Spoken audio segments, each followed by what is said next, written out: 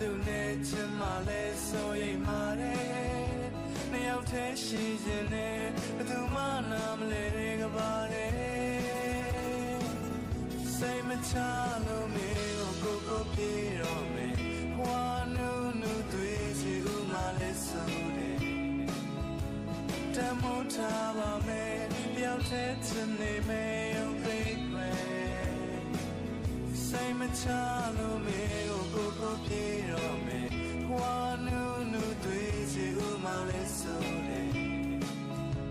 တမို့ထားပါမယ်တယောက်တည်းချင်နေမယ်ရုံပိတ်ခွဲကိုရဲ့ကလေးလေး